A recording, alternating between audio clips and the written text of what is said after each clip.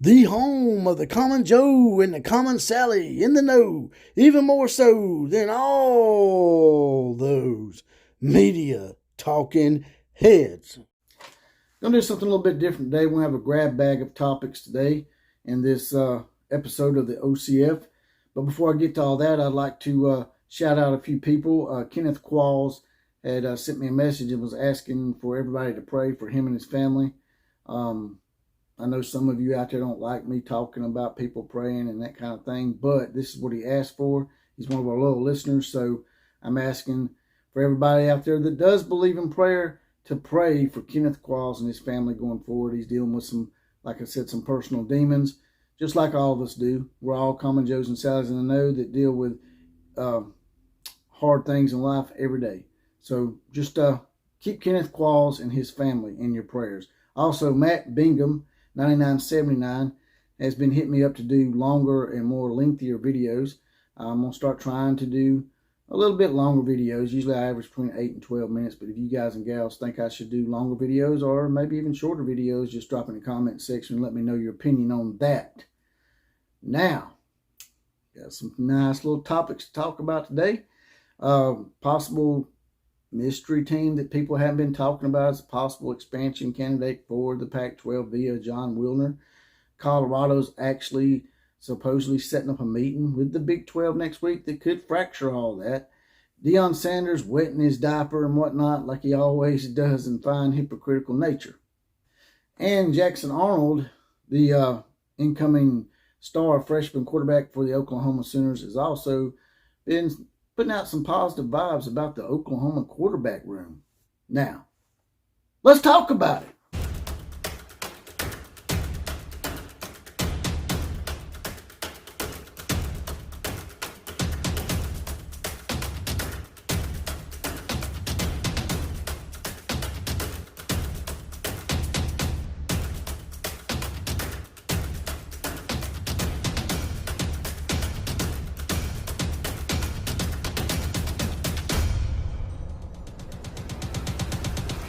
Well, how's it going out today, boys and girls in Sportland? Once again, this is the episode of the OCF, that's the Outlaw of College Football, and once again, here they come riding on in, the Outlaw Posse. That's you guys and gals out there in sporting land. Once again, having my back.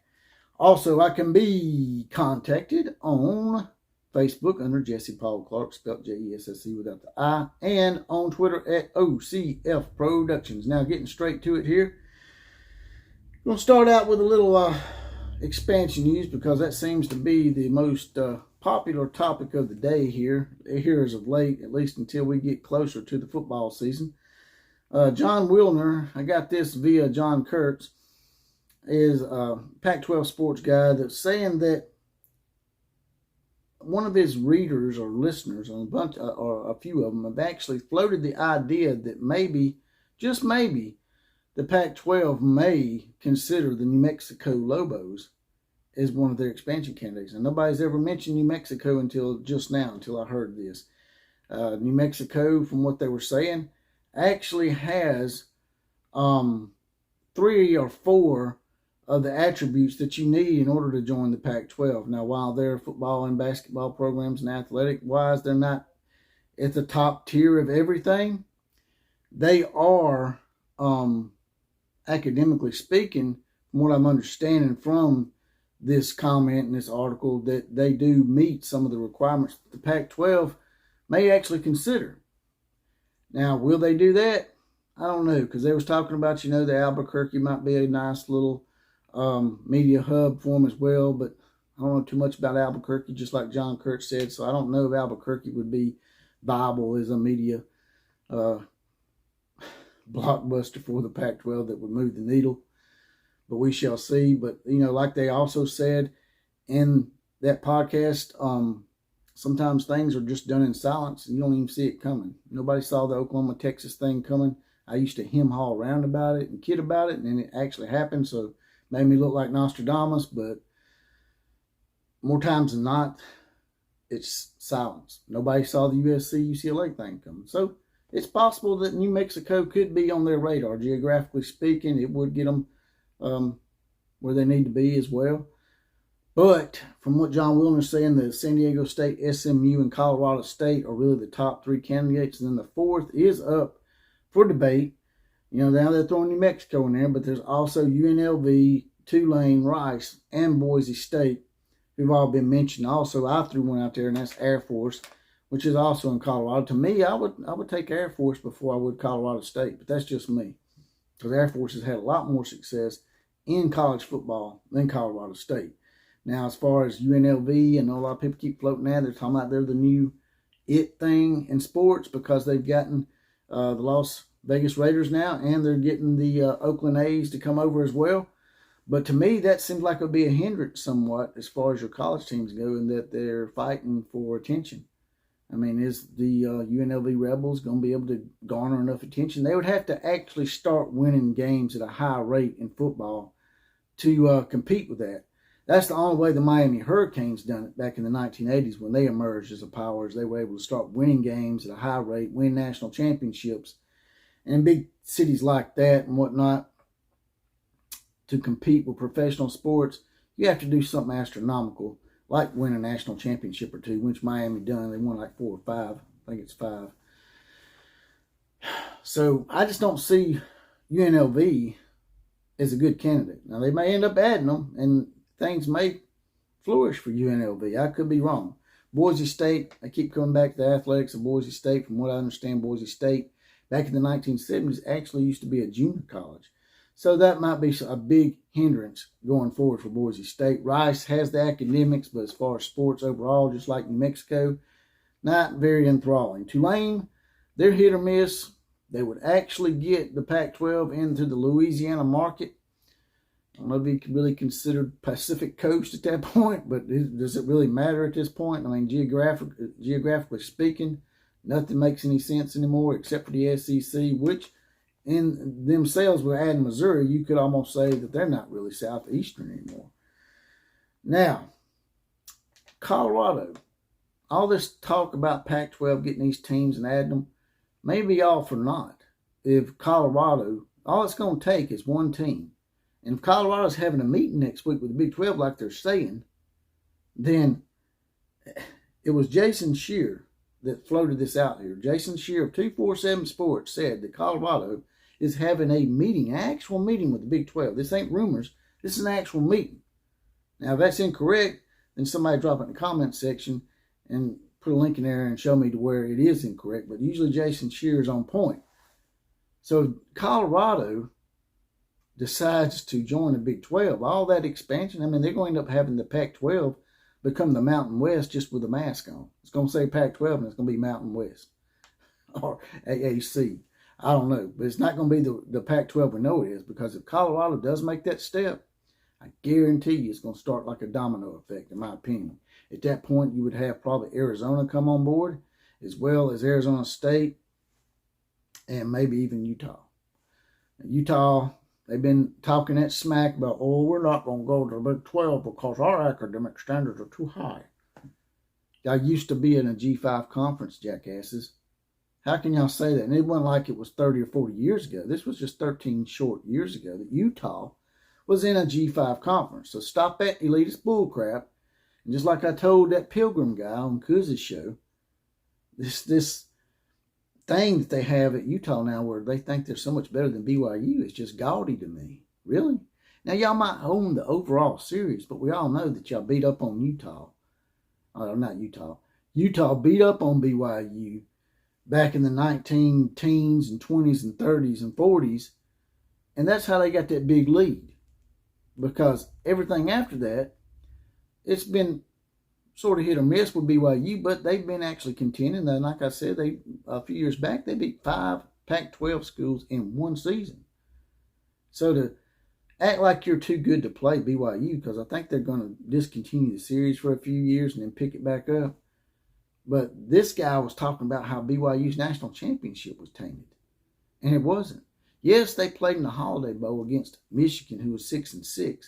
And Washington, who was the team bitching about it and saying they should be national champions, played Oklahoma in the Orange Bowl. BYU did not choose to go to the Holiday Bowl.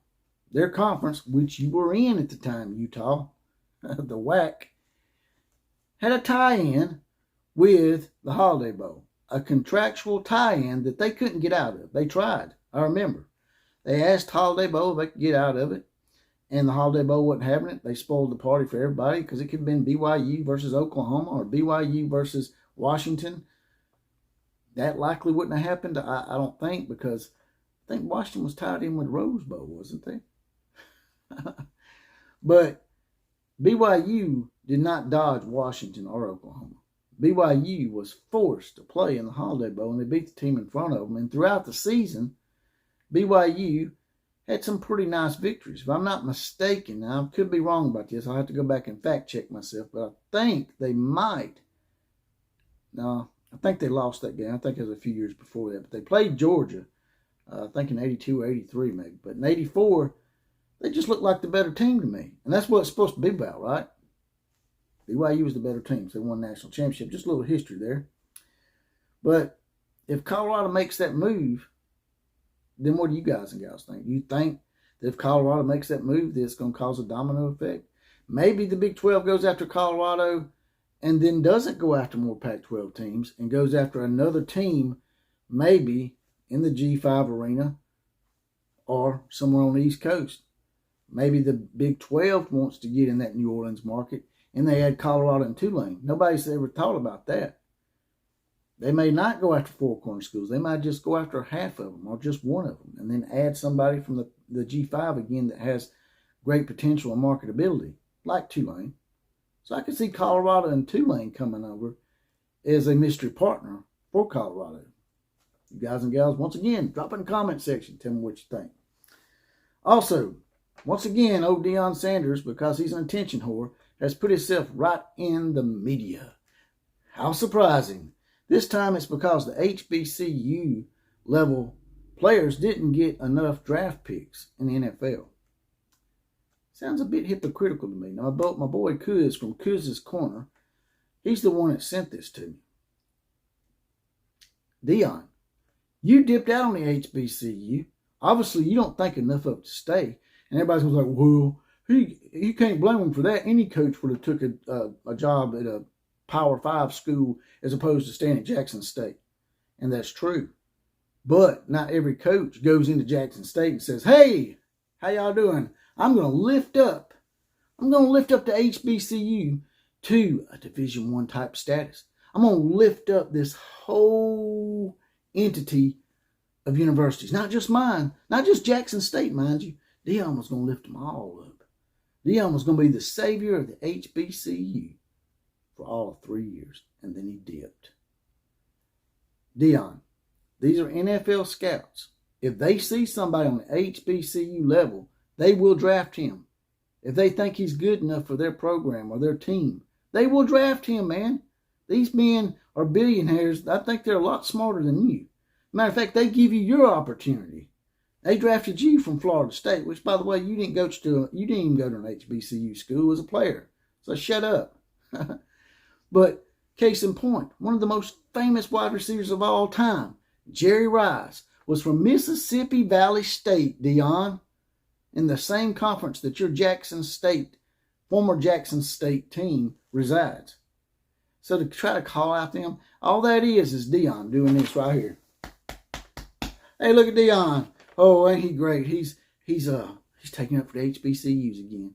All it is deflection because he knows what he done was wrong. He was a con man. It's like I said, con time Deion. Once again, at it again, trying to con people and deflect and get back in the good graces of the HBCU. If I'm the HBCU, I fly him a big old middle finger. That's what I do. I know it's not nice, but that's what I do for Deion. Because Eddie Robinson Jr. called him out. You know, if Eddie Robinson Jr. got some stuff to say, you know there's something might be there. Now, the last thing we'll talk about is Greg Pflugar. He's a pretty good source as well out there in the Pac-12. I got this from Kuz's Corner as well. Says Greg Pflugar said that California, Stanford, Oregon, and Washington were being pushed to join the Big Ten when the whole USC-UCLA thing was coming about. That Richard Lee, who's like an administrator or president of Cal, was saying that Cal and Stanford wanted to go to the Big Ten. So how does that make Arizona and Arizona State, and Utah, and Colorado, Washington State, Oregon State, how does that make all of them feel that these teams were going to dip out on them as well? Now all of a sudden, it's kumbaya. Let's stay together, guys. Let's love each other. Let's stay together and do streaming full time, which is very unproven and probably not going to work because not everybody has an Apple. Hell, I have an Android. So if I'm those four corner schools and this is coming out about Richard Lee and Cal and Stanford actually trying to dip as well, I'm getting the hell out of the Pac-12. And all that kumbaya can kiss my ass. If I'm them, that's what I tell them. Cal and Stanford, as I've said from the get-go, is the problem with all this. They were the problem back in the day when they were going to add BYU, who at the time was a better ad than Utah because, like I said, they've beaten the big boys much more many times, I would say, since 1980 till now. Cal and Stanford are elitist wannabes. They're like that guy that you see that hangs out at the frat parties that's not in the fraternity. They want to be involved. They want to be in the Ivy League so bad, but they're just not good enough academically, in my opinion, to be in the Ivy League. So they stay over in the Pac-12 and try to play snooty and say, well, we're going to be in this conference. We're at least going to dictate who gets in by our higher standards. Yeah, you're about to screw yourself out of being in a Power 5 conference, in my opinion. Cal and Stanford, do not be surprised. Like I said, the Big Ten may bail them out because the Big Ten does, hypocritical stuff like that. Oh, the AAU, which we all know is a farce. They may bail them out. But they may not. And if they don't, where are you going to go, Stanford? Where are you going to go, Cal? Big 12 don't want you. Because remember, they're flyover country. They hang out at truck stops. Although, that's not a great analogy considering there's truck stops everywhere in the United States and all over the world. I'm sure you got truck stops in San Francisco and Berkeley. You're about to screw yourself. That's what's going to happen. Cal and Stanford, would not surprise me one day if they have to beg the Big 12 to join, or they stay in the Pac-12 and float a bunch of teams in there with high academic standards but no athletic prowess whatsoever like Rice, and reform the Pac-12 with a big old Pac-12 mask, and it's going to actually be the Mountain West and a conglomerate of other teams with high academic standards and no athletics. And the last thing I want to talk about is a little bit of Sooner stuff, because them Sooner fans, they really love my channel. I saw an article from Heartland Sports where Jackson Arnold, the 5-star freshman coming in, quarterback, was saying that the quarterback room at OU is just tremendous. And by tremendous, he didn't just mean talent. He meant moralistically speaking and team speaking. Playing as a team. Usually you don't get that at the glamour positions when they're fighting for reps and they're fighting for playing time, like running backs and wide receivers. But quarterbacks is even worse because it's very limited playing time. At least with running backs, you have a guy comes in and spells a running back. Same thing with wide receivers. But with quarterbacks, it's pretty significant to say that when he was playing in the game and he thought he might be messing up, or if he thought he could do something better, or if he didn't understand something, he would go to one of the other quarterbacks, whether it be Dylan Gabriel or one of the other guys, and ask them for their opinion on something, and they gladly give him information, gladly fed the young man, give him the information he needed to make himself feel comfortable to possibly be a great quarterback one day, which could come at their expense. And you're like, well, why is that such a big deal? Well, just like I said, quarterback rooms are usually pretty testy and pretty competitive, and they don't trust each other too much, especially in the NFL. So to me, what it says is that whatever Brett Venables is doing, and I keep singing his praises, but whatever he's doing, it's working as far as being a team player. And that's what you're going to have going forward. It ain't just about just the 4 and 5 stars that you get. It's being able to get them together in a big old stirring pot and stir them together and make that perfect recipe to get that national championship, or at least get in the playoffs. Like Nick Saban, Kirby Smart, some degree Ryan Day. But that's all I got to say about that. You guys and gals drop in the comments section. Tell me what you think about all these topics today. And as always, there's a little heart down here. If you don't mind, hit that. Throw me a few dollars in a coffer.